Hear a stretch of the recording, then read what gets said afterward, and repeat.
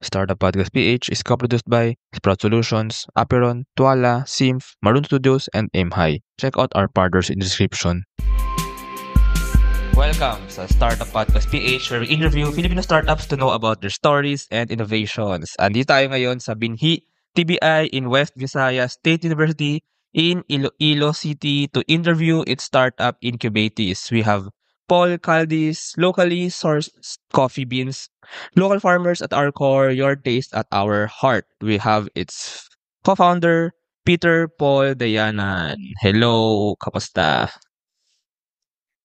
Good, sir, and thank you for the interview here in West Visayas State University. Yes. So I've been here in Iloilo 1 week na. So part ng aking journey here to interview the startups. Although part din syempre na ma-feel ko yung overall ecosystem para mas maintindihan ko rin syempre yung mga startups. And I've known here na sa Iloilo na medyo siya parang may pagka-old meets the new and parang the rural meets the urban. And I really like actually that mix, ano. So now dito sa West Visayas State University sa Binhi, we'll be interviewing some social enterprises and also some like yung mga startups na mas into tech din, ano. So, Yeah. ayun, wag natin patagalin pa, Paul. So, ano nga ba itong si Paul Caldi? I think I'll start with the name itself. Paul Calde. Paul is my nickname, and Calde is the one who discovered the coffee in Ethiopia. It's Caldi Herder. Let's go back in 2021. So 2021 is kasagsagan ng pandemic, and one of the town there is most of the local farmers is mga senior citizen. So they're not allowed to go at that time. And one of the biggest company na namimili ng coffee beans nila, yung raw coffee beans, when you say raw coffee beans, hindi pa siya na-roast. So, and merong bumibili pero in a barat way. Regardless of the quality na coffee na produce nila, still the price is still the same. So what I did, I posted the green coffee beans online. That is in Marketplace, Facebook. My first shipment is in Cebu, Marikina, and Quezon City. So that is approximately half a ton. So that is where nanganak si Paul Caldes locally sourced coffee beans, supplying coffee beans in Cebu, Marikina, and Quezon City. Until such time, yung demand, lumaki yung demand. They're asking me na meron ba akong roast beans. So what I did, I asked the elders, what is roast coffee beans? In our own dialect in Ilonggo is sanlag na kape Sanlag. sa Kalaha. So they told me, I will get a pan, then put the green coffee beans and roast it or sanlag it in until it turn black. So that's what I did. Then supply it to coffee shop here in Iloilo. But there are opportunities that I've encountered, which is they're asking for a medium roast. And that's the time na nalaman ko na marami palang roasting type si coffee. So there's a light, medium, dark, and extra dark. So what I did, I searched it in Google, the different types of roasting. So until such time, nagpa-ship ulit kami sa Cebu. Pero kumuha na ako ng mga nagtatrabaho sa sugarcane, yung parang kampo. Here in Ilonggo, tawag doon is sakada. Na nagtatrabaho sa sugarcane. So kinuha ko sila to roast coffee beans kasi yung requirement namin going to Cebu, Bacolod, and Marikina is nasa 300 kilos na roast beans na. So yun, kinuha ko sila yung nag-roast ng coffee. Then until such time na madami ng requirement and Paul Caldi is growing. To make it short, Paul Caldi now is a supplier of coffee beans here in Iloilo for more than 15 coffee shop na sinusupplyan namin. And we have 2 cafes, just a small cafe.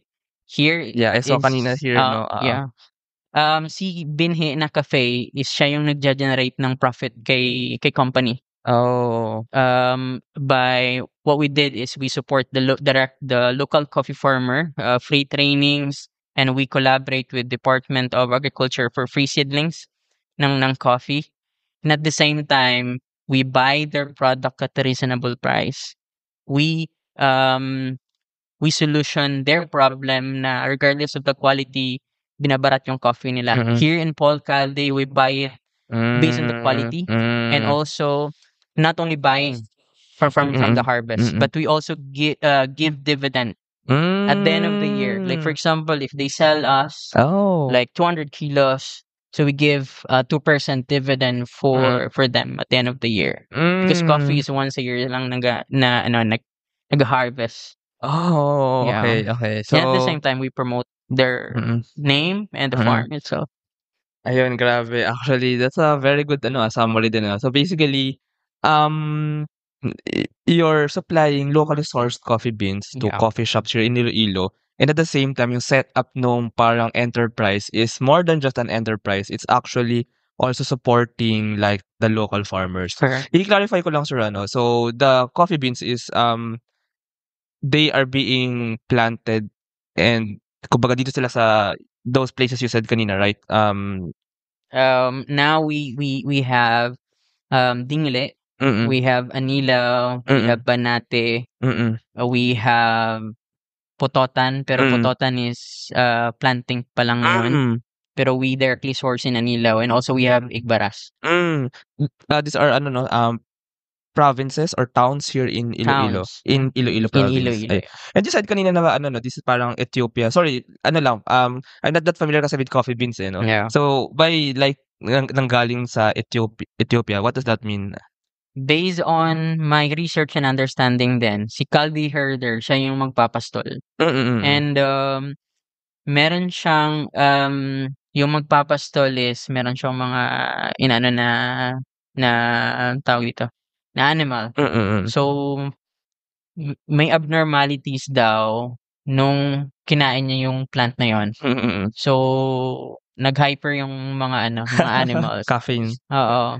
Then sabi naman ng monks, sinapian daw ng ng masamang spirit or spirit. Then they burned the coffee. And yun, sinunog nila. Then pero na-discover nila yung aroma. And yun, na-brew nila and now it's a So coffee. basically you're using that coffee bean, no? Yeah. And you're planting and growing it here in Iloilo, right? With the Iloilo farmers. Yeah. And then that's being supplied to the coffee shops here in Iloilo. Correct. Oh, I see. The setup of Paul Calde, so we have 4 departments. So let's start with locally sourced. Our locally sourced department is in charge of helping directly the local farmers. Free trainings, help connection with Department of Agriculture, buy their product at a reasonable price from our locally sourced. Once we buy directly their raw coffee beans or GCB or green coffee beans, our roastery department will get the coffee beans raw to the locally sourced. Then our our roastery will roast the beans, then supply it to the coffee shop in a wholesale price. Then our cafe here in Binhe and Del Carmen will get also supply for their supply and retail and retail distribution. Then the last department is the innovation. So we have innovation also. Our used coffee grounds, we converted to charcoal. We are on the pilot testing now. And there's a lot. We have future plan to create it at bricks. There's a lot of waste management that they're planning in the future. And just to have more context about the coffee industry, sir. Like in the Philippines ba, are you the only ones supplying like these coffee beans? No. Or no? There's a lot of competitors actually in the market. I noticed kasi like when you go to coffee shops now, when you go to those like very legitimate coffee shops na parang talagang they take pride in the in the kind of coffee beans that they make. Parang very ano eh. I'm not kasi a coffee. I'm not a coffee drinker. I'm really sorry ano. Yeah, Pero that's like fine. if you're really a coffee drinker, you really know it. Like the quality of the coffee, the taste, the aroma, everything about the coffee Sure. based on the coffee beans. So maraming coffee beans, merong mga of course merong mga nanggaling kung saan-saang lugar ano. So Yeah. you can ask them merong mga galing sa so this one is in Ethiopia in Africa. Mm. I think different parts of the world actually ano. Sure. And then what you actually bring to the table here as a startup is the model that you have in kumbaga Yes. yeah. I think the advantage of Paul Calde in the market is we have the entirety of the process. So from sourcing, then roasting, brewing, and supplying to the coffee shop. On the locally sourced department, we'll already secure the quality of the coffee. That's why we have the slogan, local farmers at our core, your taste at our heart. So local farmer is our foundation. That is where we filter the quality, and the taste preference is we base it on the customer taste preference. Because in a coffee shop, I think most is you cannot choose kung ano yung gusto mo. Here in Paul Calde, if you're a first time buyer, we ask that if you are palakapi or you always drink coffee, Okay. then the sugar level, the espresso shot, Okay. etc. Then we create drinks based on your taste preference. Medyo na ano ako kasi ito pala ang world of coffee Yeah. I mean, but that's really ano no. I mean that's really important na I think that's what you really bring to the table. Eh. This is what I want to ask. Eh. Parang as a coffee supplier and as a coffee shop or a cafe, parang ano ba talaga yung parang difference nyo sa other coffee shops ano? So as you mentioned nga ano, yung really the way you deliver the coffee and also yung pinanggagalingan ng mga coffee, Sure. right? And Traceability. the way you take care of the farmers. So parang yung two sides talaga ay mas nabibigyan nyo ng value, right? As a startup.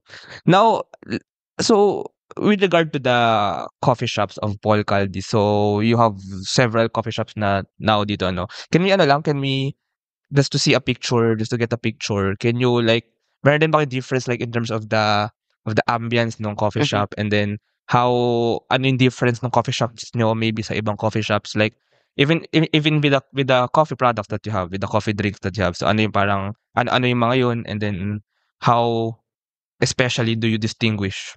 If you're asking our edge and advantage to other coffee shop, when honestly, with regards to ambience, we can't compete with that. But with the quality coffee and affordable, I think we have edge. Because what we're focusing right now is how we can impact our local coffee farmer, how to produce quality coffee, and how to create an impact to the coffee industry and the taste preference of the customer. Maybe once we go out in a big place, that's one thing that we can consider also. Paul Calde started the startup company last April 1 year. So we're turning 1 year this April. But we have a lot of positive impact already that we created here. Sponsorship with the community aside from our farmer, and also creating jobs. So we have 5 and part-time students. So see Paul Calde also generating jobs to the students and creating job opportunities. Can we ano lang again ano, can we go deeper lang again dun sa when you said kanina na nababarat yung mga farmers ano. So, can we explore lang again that bakit nangyayari yun? I mean, bakit nangyayari na binabarat sila and how are you changing that specifically? When I started in 2021, it's very hard actually. Let's let's focus first on how it what is it the difficulty on how coffee is processed. Me, I've been into the scratch of coffee.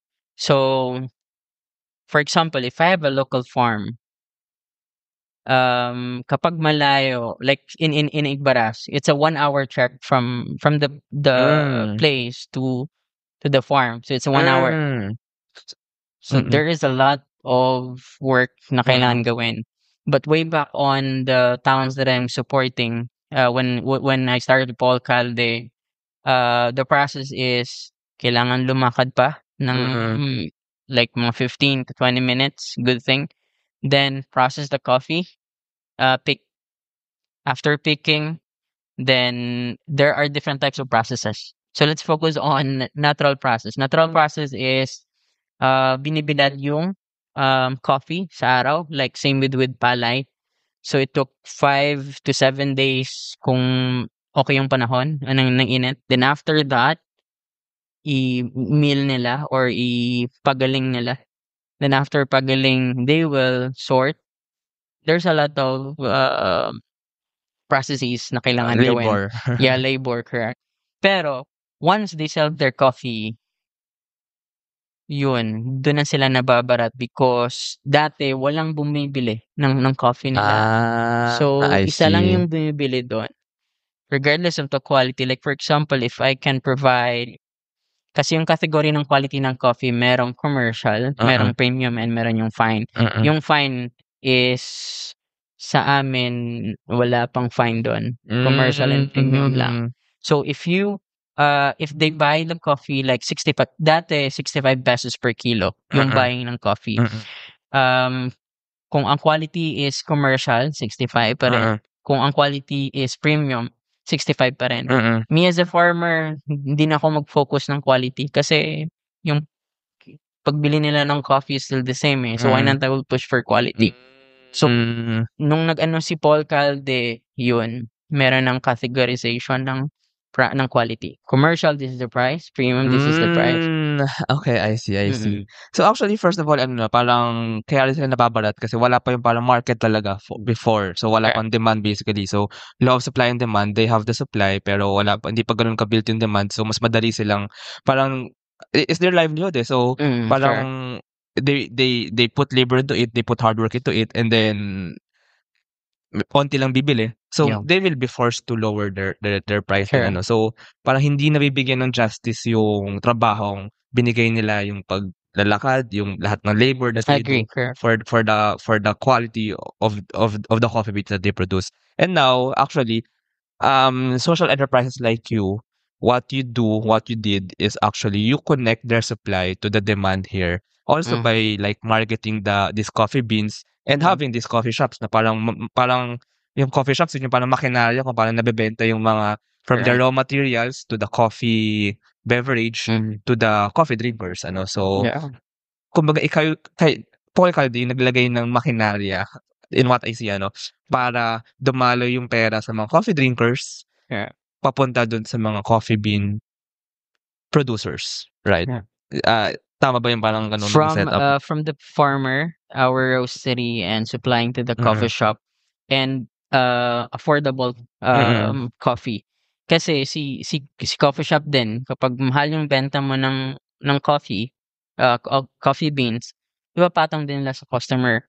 So we encourage also reasonable price then to sell it to the coffee shop. Kasi we wanted to impact din na dapat yung local coffee natin is affordable for all Ilonggo. Not na parang kailangan mo pang madaming pera para ng coffee every day. So yung to those coffee shops that you supply to, yung price ba ng coffee that whose coffee beans came from you is very comparable, very maka-save talaga sila. I see. Wholesale price. Kasi binibili nila directly sa roastery namin, not with cafes. So yung supplying talaga sa roastery na ng level. Parang yan, yung parang tawag dito, yung parang supplier talaga basically yung So in those coffee shops, andun yung branding ng Paul Calde for the coffee or like you just supply kasi the coffee beans to them eh? Meron ding malaking company pero nire-rebrand nila. White label. Meron ding coffee shop na yes, they honor the brand Paul Calde. And meron ding nire-rebrand. So for me that's fine as long as we can generate and give value to our local Yes, farmer. exactly. Because at the end of the day, yung benefit ni farmer is the fair pricing Yes. and also the dividend at the end. Yes.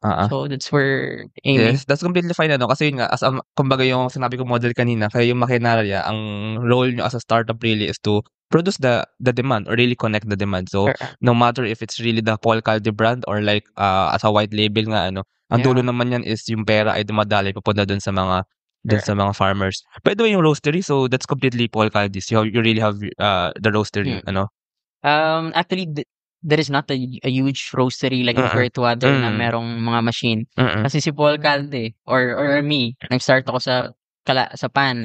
As in, it took hours na ng manually. Good thing that I have a roasting machine na maliit lang. So, kaya niya man i-meet yung demand. So, yun, it's a small roastery, but it can meet the demand. So yung departments kanina so the departments is like you have the roastery and then the farming, the first department or on our operational flow is the locally sourced. The locally sourced.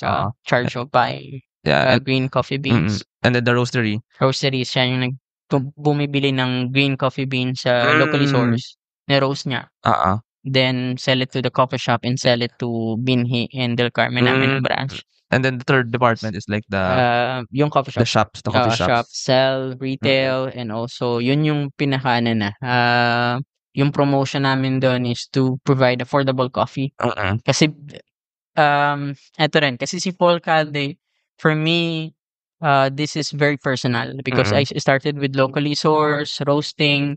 Then the reason that I've started the coffee drinks, I started with Coffee Cart in Del Carmen. Yung small lang na cart.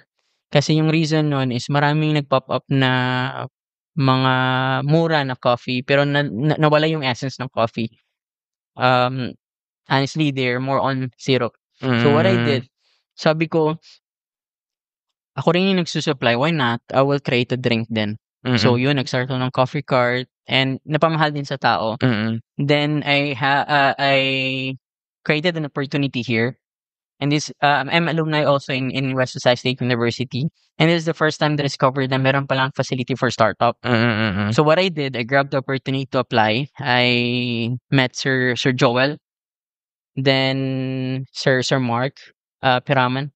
They gave me an opportunity. Kasi sobrang hirap pa dun i-define yung side ko, what is my tech.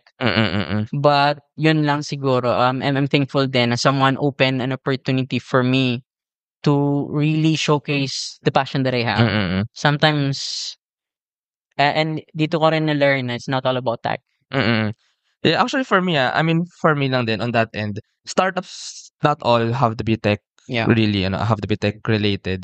And especially you, startups naman, the most important thing is is like the entrepreneurship side, the business model side, and then innovation, so something new So kaya ang dami ko tanong kanina about the model that you're doing kasi actually you have actually that unique model, that unique social enterprise model.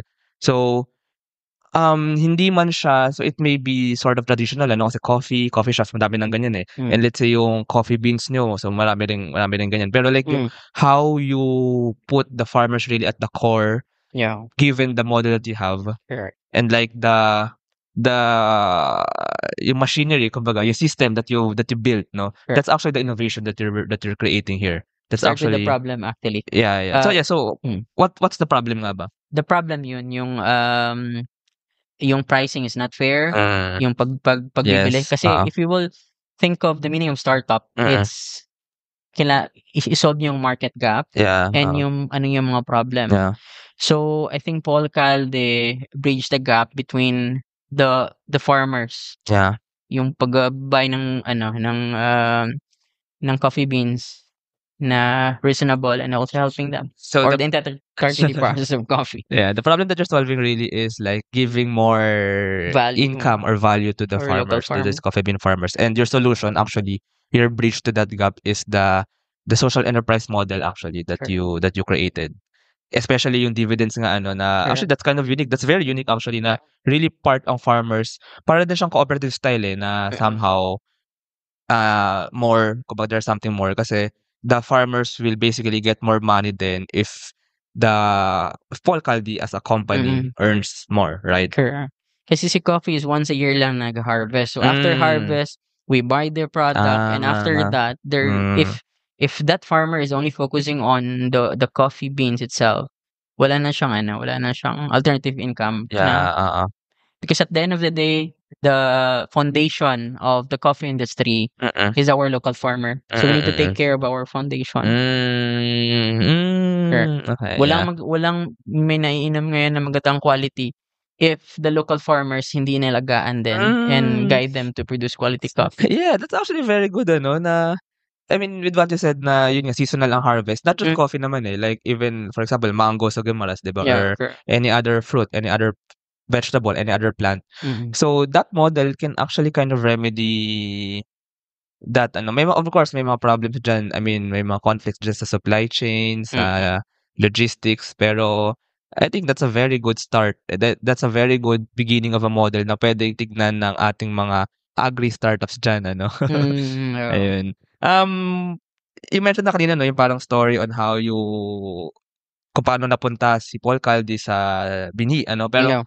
I'm actually curious about you din kasi you're very Okay, passionate So saan ba nanggaling yung passion na yun for coffee, for the farmers? So can we know a bit of your background? You're a graduate here, you're an alumni here dito Yeah. sa West Visayas State University. So yeah, can we know a bit more about you lang? I have a regular job. I'm a training manager in a BPO. Almost 8 years already. But me personally, I have previous businesses also with piggery, chicken, yung layer, and then the 45 days, more on agri. I have also yung buy and sell ng pig. Pero hindi sila nag-prosper because I'm only focusing on the profit itself. So hindi ako nag-focus kung ano yung impact ko na maibibigay sa tao. And then yun, hindi siya nag-prosper until such time yung sa pandemic na parang I've experienced kasi na pandemic is grabe talaga. Kung hindi ka sumipag na ng kita, medyo And also I've experienced kung anong na-experience ng farmer that time. So sabi ko, okay, let's make a positive impact. So yun yung simple lang na yung ginawa ko lang kasi is post ko lang yung coffee beans nila and just a small markup na para maano din na Facebook yan, Facebook online. marketplace. Okay. Oo. Instead na masira yung coffee, yun pinost ko sa sa Facebook. Then tuloy-tuloy na and it prosper actually. Tama nga sila. Once your business is focused on the positive impact, it will prosper. Actually, alam mo, Yeah. na-realize ko lang, kasi I've interviewed some agri-startups na Most of the agri-startups that I interview focus on the marketplace part, the e-commerce part, which is actually with what you explained to me, kind of lacking din talaga. If you just, of course, very helpful yun for the farmers, Yeah. like dagdag market yun dagdag advertising, dagdag reach for them. Pero when I interview them kasi, ang problem pa rin talaga, nakakadagdag nga sila ng market, pero hirap pa rin ayusin yung parang yung parang business model for the farmers for the coffee producers, like yung alam naman natin yung problema niyan sa supply chain, 'di ba, na napakadaming dadaanan, yung mga middlemen, yung mga Trader. yeah. So somehow there's actually a need not just for tech but also to shake kumbaga rearrange yung talagang inner model on how the economics or how the commerce of coffee works, and that's actually what you kind of did. So actually, come to think of it, you're ahead of you're the startup. This innovation that you're doing is really kind of ahead, and I think why you became ahead is because yun nga, you really took the welfare of the farmers at the core. Yeah. Pero I'm curious din, I mean, yeah, you have a full-time job until now, Until now. So what led you to that passion? I mean, why don't you just do your life, do your thing? Why Yeah. what led you to the passion for coffee and for like helping the coffee farmers? Before, I think maybe God's plan because no matter yung pagod, at the end of the day I'm still fulfilled. So talagang passion. Passion. Kasi once you are passionate to that business, kahit mapagod or ma-stress ka, then you'll still choose that business. And I'm happy what I'm doing. Pero even Iba. before, are you a coffee drinker really? Do you really love coffee? Before 2021, hindi ganun ka-coffee drinker, pero uminom din ng coffee. Pero yun nga, or maybe sign of aging. No, just kidding. Parang ano kasi, when I drink the coffee and alam mo kung ano yung process, ano yung pagod, kung saan nanggaling, parang it's parang fulfilling sa part mo na I'm drinking this coffee and this is from the farmer and how they will took care of this process. Parang you really understand. Yeah. That's actually another thing, no, with those really hindi may mga commercial coffee kasi na like sige, let's name the brands, let's say sa Starbucks ganyan. Of course, they also have that quality of coffee beans, pero like if you're really like a coffee artisan, a coffee lover, you actually also kind of drink coffee because you know that this coffee comes from this specific farmers, comes from this specific place, and you actually kind of want to help them as well. Yes. I'm drinking this coffee and I'm helping the farmer. Yeah. That's the essential part. And in Paul Calde, it will cover the classes of society also when it comes to purchasability. Na all of the classes can afford to drink coffee. Not only may segmentation yan. Correct. Since we started, nung wala pa kaming BIR, our coffee is 29 pesos. Oh, yeah. For a cup, like for a cup. That's actually very sulit. Now the lowest price because yung ano kasi yung taxes natin and we need to comply business permit. So the lower the lowest price that we have is 49 pesos. But we have lower profit margin. But we have also product that has a highest profit margin. Parang but ano lang fine. Yan eh. Kasi ngayon 'di ba like napansin ko when may mga bagong coffee ngayon eh, yung mga hindi ko na i-name yung brands pero I think alam naman natin. Meron yung mga uso ngayon yung parang coffee lang, yung coffee stalls everywhere, no? And then budget coffee talaga siya. And then for different brands meron mga high end. So parang ang ganda rin na sa inyo na just in one brand and in one coffee bean source, you have that segment na merong medyo budget and then merong medyo mas high end. Kahit mura, hindi ka tinipid sa quality actually. Yung ano namin, yung coffee. That's why we focus on our slogan. Yeah. Your taste at our heart. So we need to satisfy your taste preference. Do you have like a team or co-founders here? Believe it or not, I'm a one-man team. So you're the sole founder pala. Yeah, with my team, yeah. I started actually yung mag-isa lang ako sa co-op. May shift. So work is 3 p.m. to 12 a.m. So gumigising na ako ng mga 6:30. Then I started sa co-op mga 8 a.m. And nag-start ako 8 a.m. natapos ako 1 a.m. continuously serving. And I think siguro this is the time then that I wanted to thank West Visayas State University for this opportunity kasi sila yung nag-ano kay Paul Calde. And also yung mga nagsusupport kay Paul Calde then all the colleges. Yeah. And is payroll processing taking too much of your time? Introducing Sprout Payroll Starter. For as low as 5,000 pesos per month, you get a team of experts to help you with your payroll and HR needs. We'll help compute and process payroll, handle all your government compliance requirements, and automate timekeeping. Leave the payroll to us so you can focus on growing your business. Enjoy peace of mind with Sprout Payroll Starter.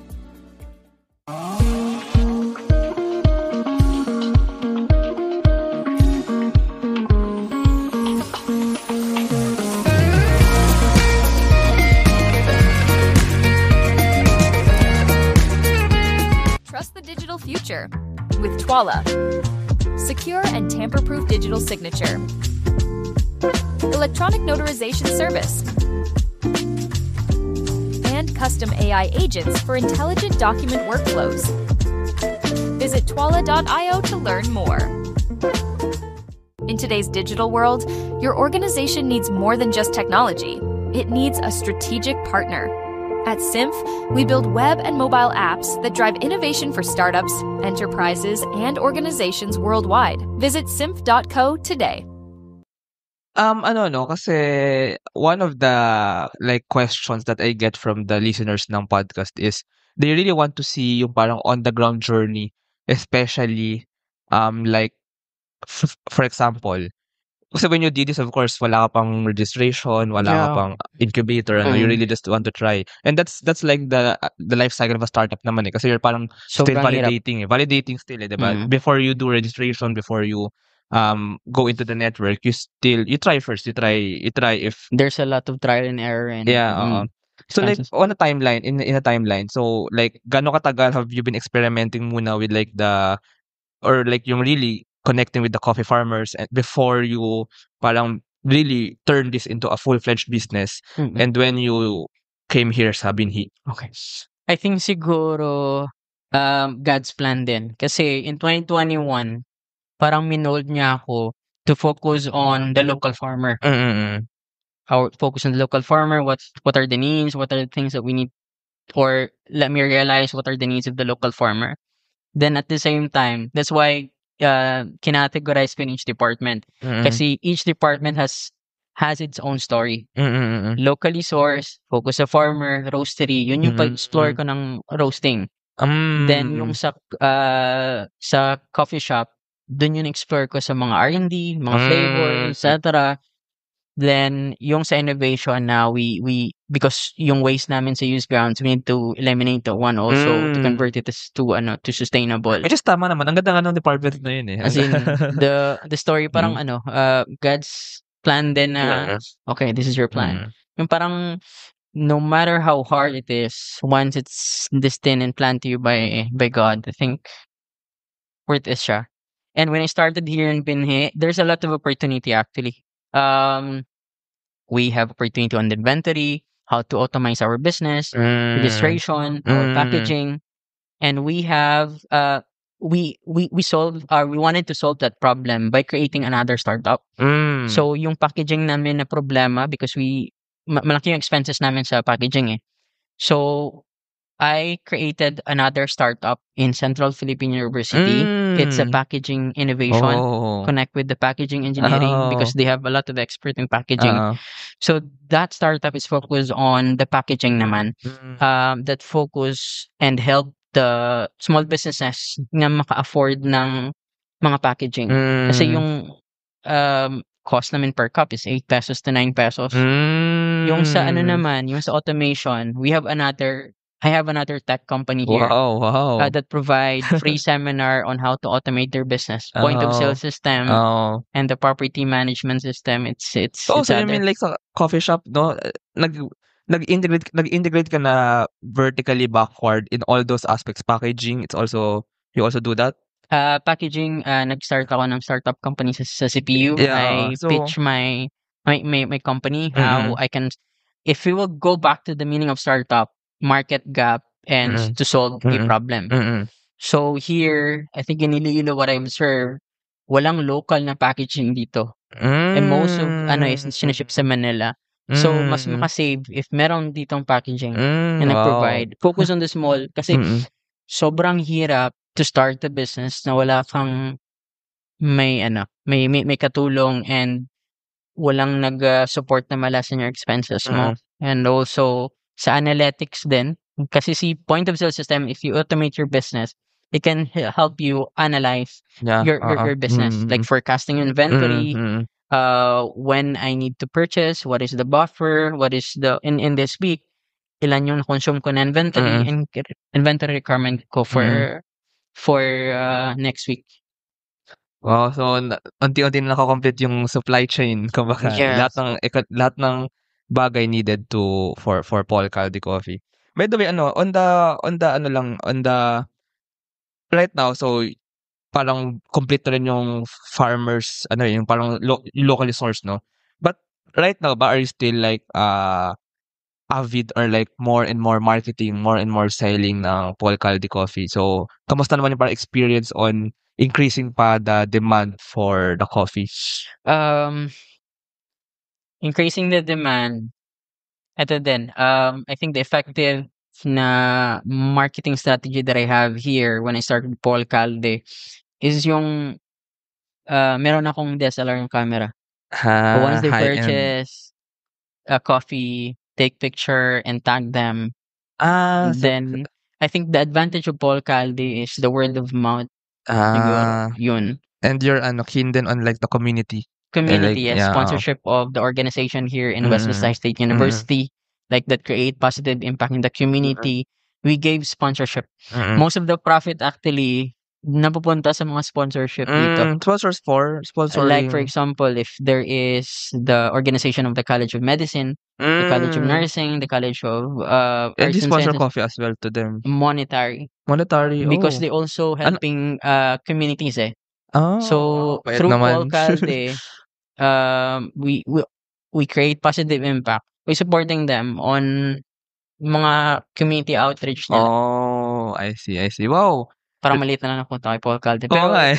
it's blessed. Yeah, I mean, really social enterprise ang approach dito, no? Really giving back din talaga. Yeah. Sige,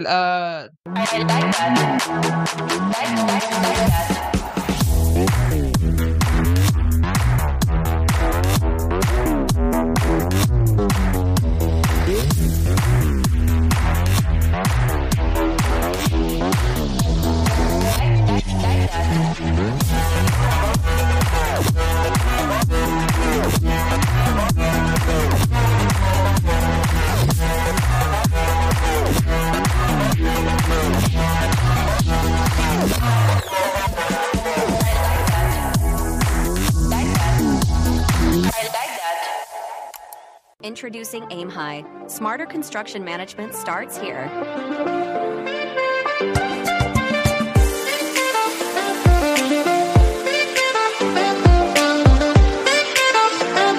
Monitor costs and progress with real-time insights. Plan ahead and adapt with streamlined scheduling tools.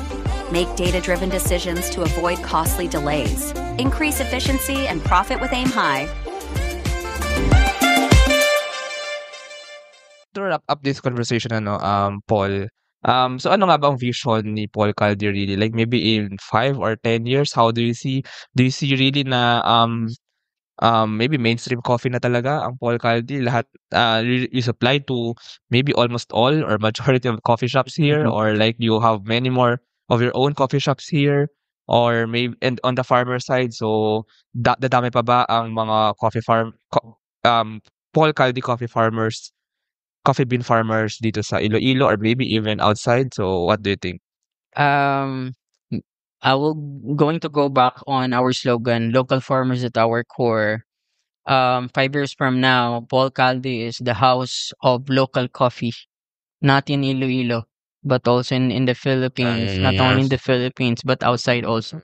Paul Calde coffee used as souvenir also in outside Philippines. So Paul Calde has been or nakapunta na sa Brazil, Iceland, France, Saudi Arabia, Japan, and another or the latest is the manufacturing agricultural manufacturing sa Japan, sa Fukuoka.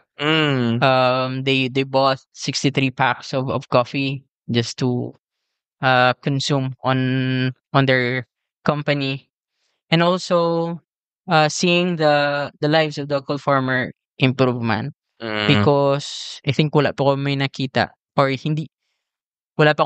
na local farmer na yumaman dito sa Iloilo because of farming coffee.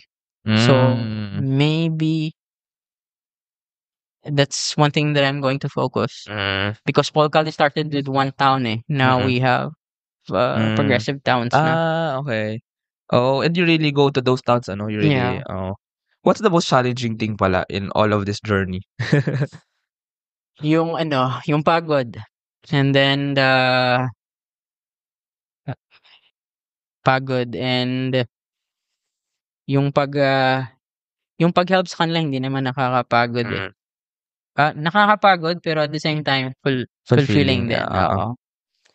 Yung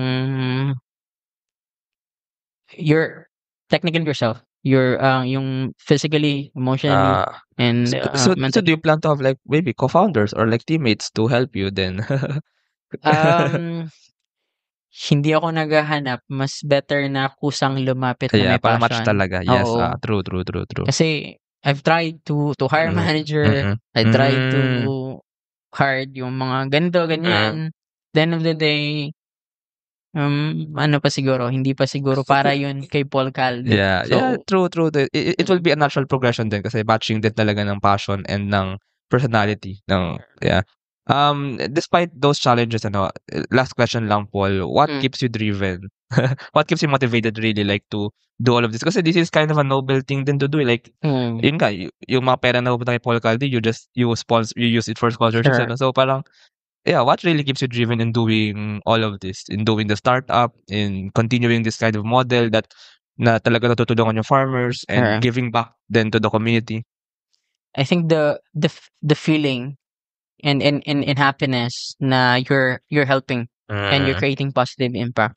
Actually, Paul Calde since started here last year from April 1 to December, we reached the 7-digit already sales just only for the coffee here. Oh wow. And now as of the moment from January to February, hope we can make it na maging 7-digit then by April or May as early of that.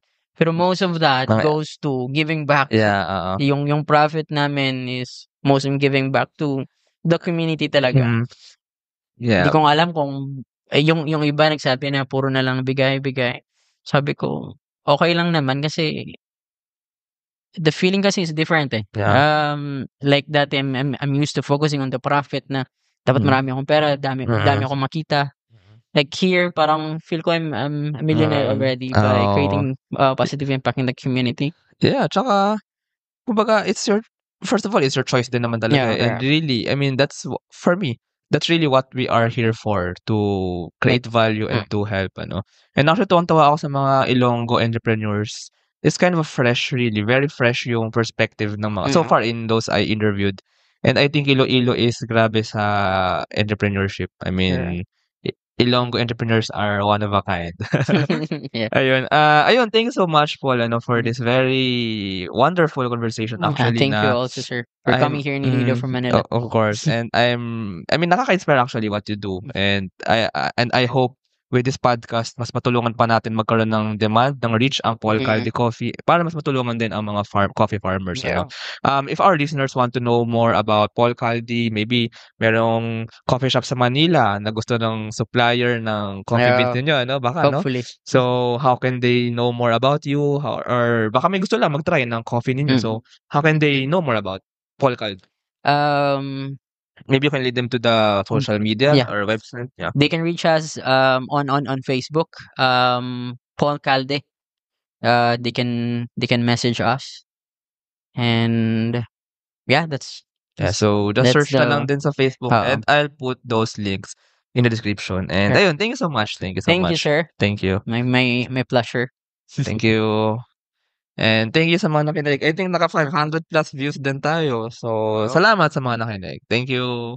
Thank you very much to our 56 patrons. This episode is super powered by AskXPH Academy, our official e-learning partner. Get certifications on Lean Six Sigma, project management, data science, and more. Founders Launchpad, our ecosystem partner. Early stage accelerator providing venture capital funding, operational support, and mentorship. Cloud CFO, tech-forward cloud-based accounting service provider for businesses. Cloverly Tech, all-in-one digital platform for property developers. Body BTs, accessible and personalized diabetes self-management application. HKB Digital Services, tech-based business tools including payroll, ticketing, and loyalty rewards. Hyperstocks, digital banking enabler for rural and thrift banks. One CFO, CFO services, bookkeeping and tax and payroll processing for startups and small businesses. Unawa, driving digital transformation with secure, legally enforceable electronic signatures and robust AML compliance. School Tech, all-in-one AI-integrated school and learning management system. Better support, a Manila-based BPO company. They are offering a referral program for anyone who can bring in new clients. Let us know if you know any Western-based business that might have a need. Britanna, cloud-based enterprise-grade ERP solution that fits a small and medium business budget. Wonder Brand, data science-driven brand strategy and design company for emerging markets. Fail Coach, business training, coaching, and consulting for startups and SMEs who are scaling or finding product market fit. Drive Manila, Philippines' largest peer-to-peer car rental community. East Point Business Outsourcing Services, one-stop shop for streamlined business solutions for MSMEs such as business registration, bookkeeping, and more. Doon, Philippines' first fully insured peer-to-peer car sharing marketplace. Hire Business Solutions, provider of the most configurable cloud-based payroll system in the Philippines. DVCo Technologies Incorporated, IT solutions specializing in software development, blockchain smart contracts, digital wallets, and cybersecurity. Mata Technologies, Philippines' premier provider of virtual tours and maps for LGUs, real estate, tourism, and private businesses. Looking for buy and sell online with Sigurado sellers. NutriCoach, personalized nutrition and weight loss programs for you. This episode is powered by Wasteless PH, Tech Tribe, Yay, Uplift Codecamp, Board Prep, Dohe Philippines, Edfolio, Hive Rooms, Kazam, CodeCham, Jure.ph, Big Giant Games, Agile Data Solutions, Hustle PH, Pahatid PH, Pareto Consulting, Sirius MD. Support the podcast through the link in the description.